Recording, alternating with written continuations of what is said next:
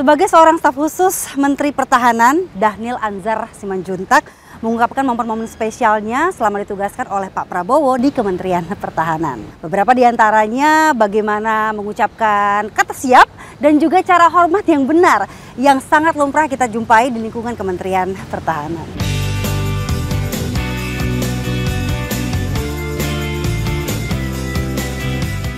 Dhanil Anzar Simanjuntak memiliki mimpi menjadi seorang guru besar di hari senjanya nanti. Ia ingin mengabdikan hidupnya di dunia pendidikan, namun dalam perjalanan hidupnya rupanya tidak berjalan mulus. Pria yang akrab disapa Anin itu sempat terhalang oleh keterbatasan dana, sangat ingin melanjutkan pendidikannya ke jenjang sarjana. Bersama teman-temannya, Dhanil sempat membuka kursus bahasa Inggris. Pernah menjadi tukang parkir, Dhanil Anzar Simanjuntak mengubah nasibnya melalui dunia pendidikan. Dengan dibantu sang ayah, akhirnya Dhanil pun mengenyam bangku kuliah dengan mengambil jurusan S1 Akuntansi Publik. Setelah itu, ia melanjutkan magister dengan fokus studi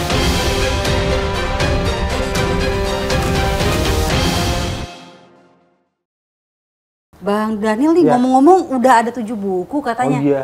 Di luar kesibukan ini gimana cara ngatur waktunya? Kalau Sempet-sempetnya kan, nulis ya, gitu loh. beberapa buku saya tulis ketika saya masih di kampus, tapi yang saya tulis ketika saya di Kementerian Pertahanan ini Mbak, politik pertahanan. Jadi sebagian besar dari buku politik pertahanan ini dari kebijakan yang dibuat Pak Prabowo, kemudian perspektif Pak Prabowo tentang pertahanan negara, ekonomi pertahanan dan sebagainya. Jadi saya rangkum di buku politik pertahanan ini.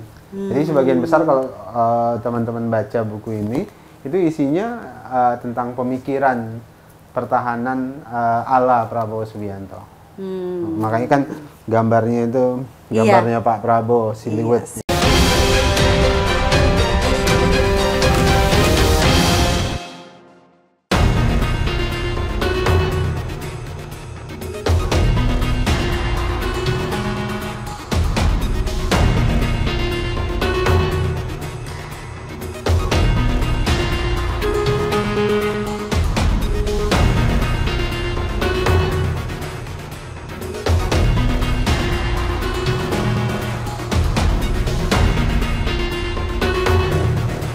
Wah, sekali nih ruangannya.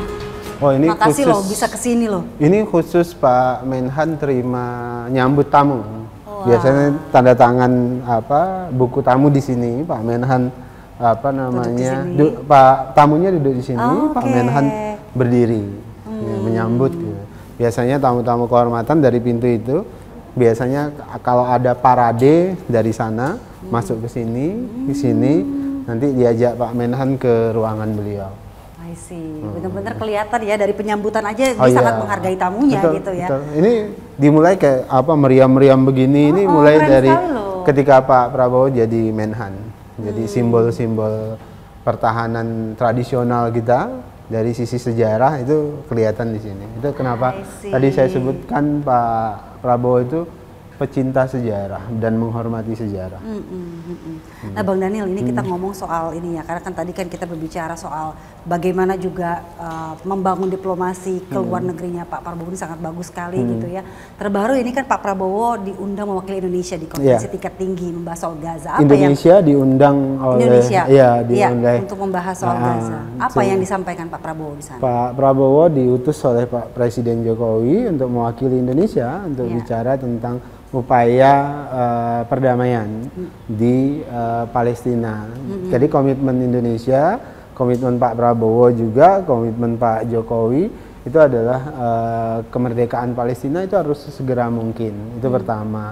Namun dalam jangka pendek yang harus dilakukan adalah bagaimana melakukan bantuan-bantuan jangka pendek untuk rakyat Palestina yang misalnya anak-anak, perempuan yang luka, yang kekurangan logistik dan segala macam. Itulah sebabnya kenapa Pak Presiden Jokowi memerintahkan Pak Prabowo untuk menampung sekitar 1.000 anak dan perempuan di Indonesia, terutama mereka yang jadi korban perang, dirawat dan sebagainya.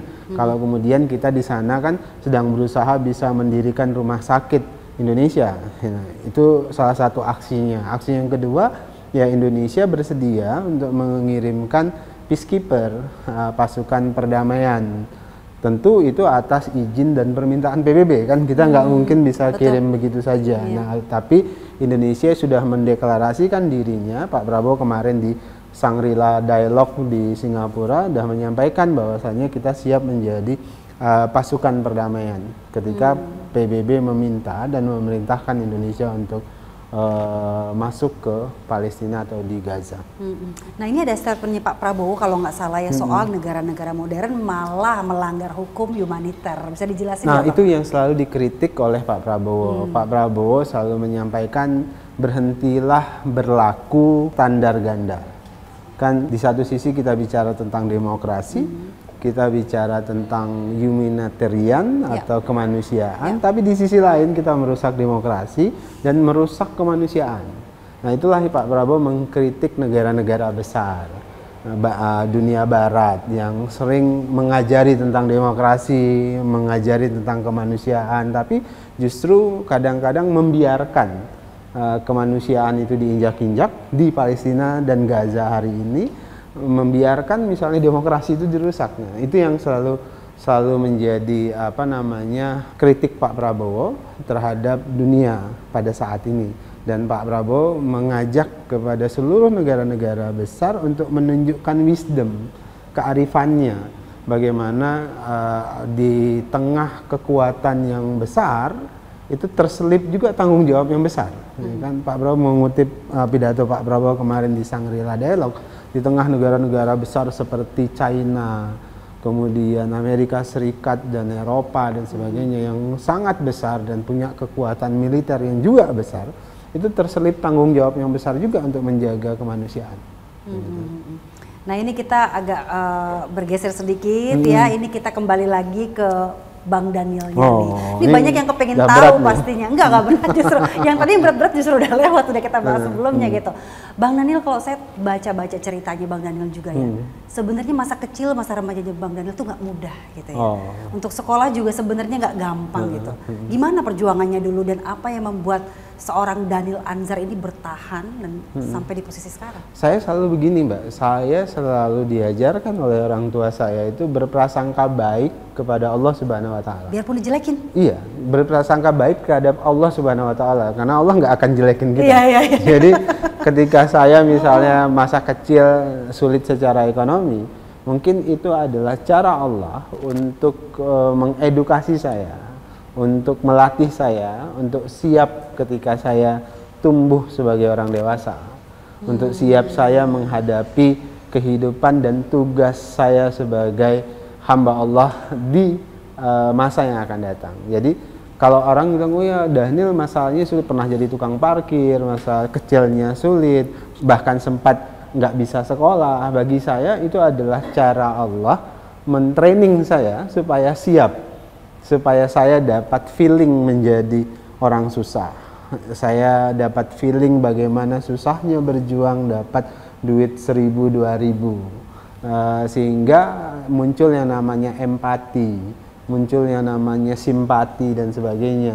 Nah, saya menganggap itu keberuntungan yang saya peroleh. Insight itu muncul ketika udah berhasil dong, bukan pas saat lagi susahnya. Ya, justru ketika pada susahnya itu adalah kunci kita adalah kita nggak pernah berburuk sangka. Saya mengalami banyak bagian turun naik dalam kehidupan, baik itu kehidupan saya secara pribadi, karir saya pun termasuk ya kehidupan saya yang sangat pribadi gitu ya.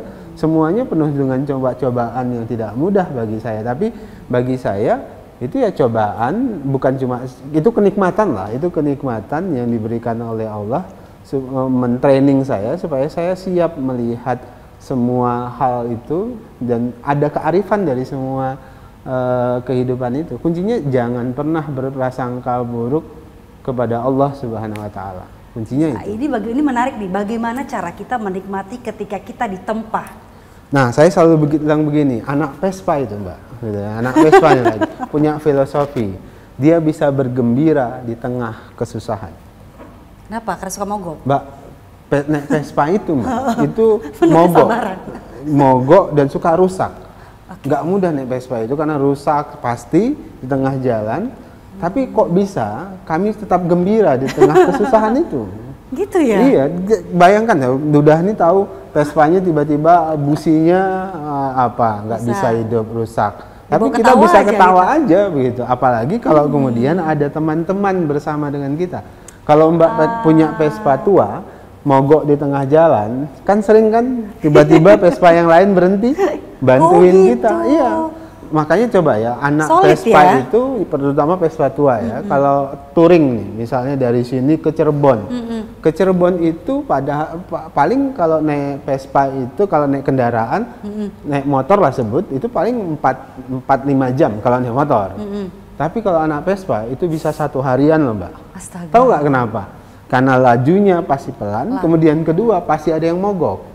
Nah ketika ada satu yang mogok, misalnya nih rombongannya ada 20, maka 19 yang lain tuh akan berhenti, nggak akan jalan sampai Vespa yang satu ini bisa diperbaiki. Nah kalau di kehidupan nyata, ketika Mas, mohon maaf, ada di posisi di bawah, itu banyak juga yang membantu nggak? Oh iya, kuncinya Siap. itu ketika kita berprasangka baik dengan Allah Subhanahu Wa Taala, teman-teman kita dan saudara-saudara kita yang bersama dengan kita pada saat kita susah itulah sesungguhnya teman. Siapa sosok yang menguatkan selama ini?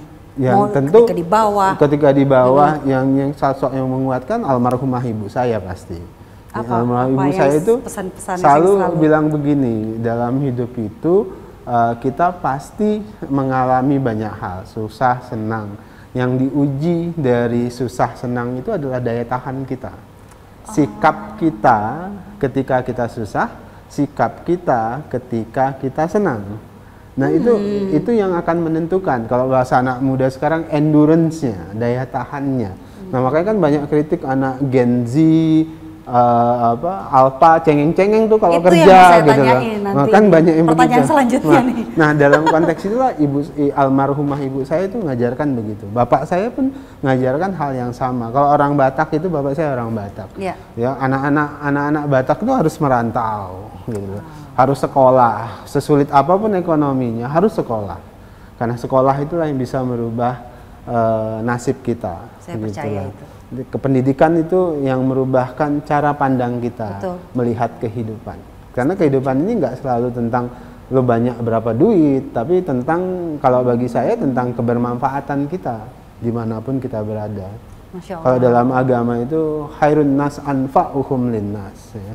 Manusia yang paling bermanfaat adalah manusia yang bermanfaat buat orang lain dan makhluk lain. Masya Allah. Satu pertanyaan lagi nih sebelum kita mengakhiri one on one ya episode kali ini. Tadi kan kita menyambung sedikit ya, generasi sekarang gitu banyak yang cengeng, yang kalau dibilang generasi strawberry, kalau dipencet dikit pecah gitu ya. They look good on the outside tapi dipencet dikit kayak gitu langsung cengeng gitu ya. Nah ini apa saran mungkin tips-tips untuk generasi muda zaman sekarang supaya punya daya tahan yang kuat gitu seperti generasinya Bang Daniel? Ya itu deh, mereka harus ditempa oleh proses kehidupan yang sebutlah berliku, penuh banyak dinamisasi dan segala macam.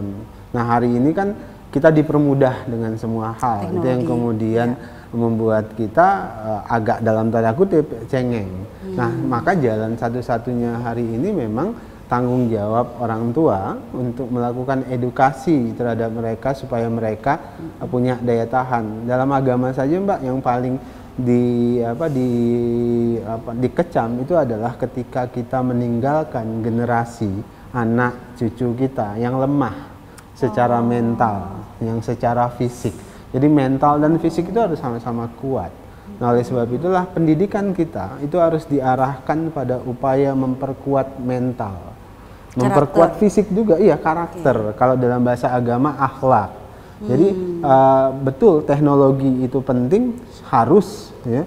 Tetapi di balik teknologi yang modern itu jangan sempat pernah berpikir untuk meninggalkan nilai-nilai dasar kita. Itu adalah akhlak di satu sisi, di sisi lain tentu fisik. Nah, jangan lupa, orang kan pendidikan kita kadang-kadang melupakan fisik. Fisik yang kuat itu tetap penting. Oleh sebab itu kan banyak di negara-negara maju olahraga itu salah satu kegiatan utama di sekolah. Betul, makanya lapangannya gede-gede. Betul, dibuat. makanya saya selalu bilang ke depan, dan Pak Prabowo juga sering menyampaikan itu, ke depan pendidikan kita itu harus menjadi pendidikan yang holistik. Artinya dia memperkuat karakter, dia memperkuat fisik, dan kemudian tentu memperkuat teknologi. Artinya ini mental, ini akhlak, di Fisik satu sisi juga. fisik, satu sisi lagi tentu teknologi, skill. Baik, luar biasa. Terima kasih banyak Sama-sama, Bang Mbak Daniel Dian. Anzar Sama-sama. Simanjuntak. Banyak sekali hal yang sama-sama. saya dapatkan hari ini Sama-sama. dan gambaran yang lebih dalam lagi mengenai Pak Prabowo. Sukses untuk Bang Daniel Sukses ke juga depannya. buat Mbak Dian. Terima kasih banyak. Dan Sama-sama. pemirsa, sekian One on One di episode kali ini. Saya Dian Mirza. Terima kasih dan sampai jumpa.